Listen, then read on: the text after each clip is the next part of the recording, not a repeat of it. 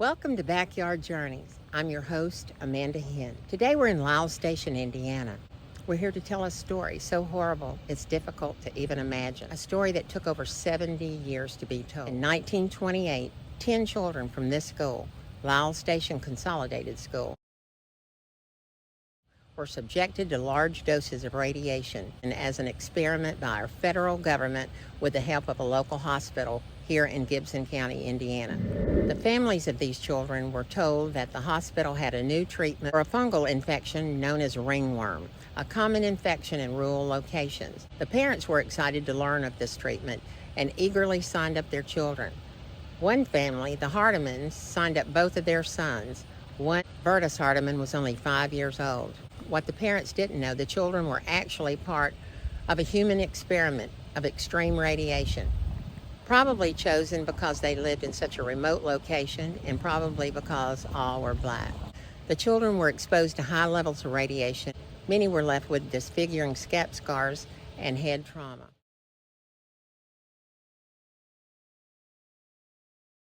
The effects of the experiments were mostly hidden from the townspeople of Lyles Station.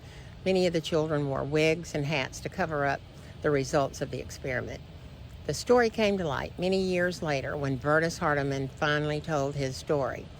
After more than 70 years, Bertus broke his silence and told a friend his story and the story of the 9 other children. His friend, Wilbert Smith, partnered with Brett Leonard to produce the documentary, A Hole in the Head, A Life Revealed.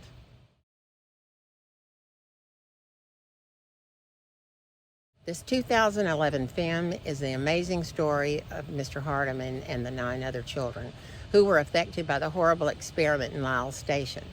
I encourage each and everyone to watch this film.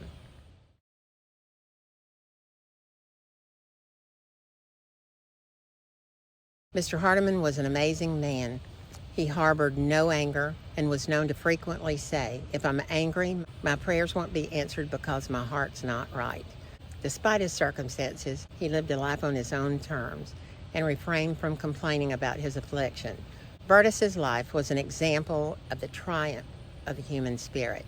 He insisted that education is the foundation for creating heaven while here on earth. Bertus moved to California in 1946 and worked for 40 years at the same location, never missing one day, even through his physical pain. Subsequently, he was able to accumulate an astonishing amount of wealth by investing his savings in real estate. In 2007, when he passed away at the age of 85, Mr. Hardiman's estate was valued at over $8 million, and he left his funds to his beloved church and his favorite educational scholarship fund. Although this is a horrible story, the story of Lyles Station is not.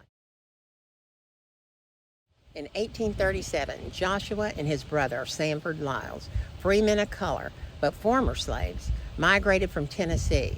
The Lyles brothers settled near Princeton, Indiana, and purchased over 250 acres. The Lyles family eventually owned more than 1,500 and founded one of the first African-American communities in the country. After the Civil War, the Lyles brothers traveled back to Tennessee to encourage more friends and family that were now free to migrate here to become part of this thriving community. The Lyles gave land to build a school and the African Methodist Episcopal Church, and it still exists today.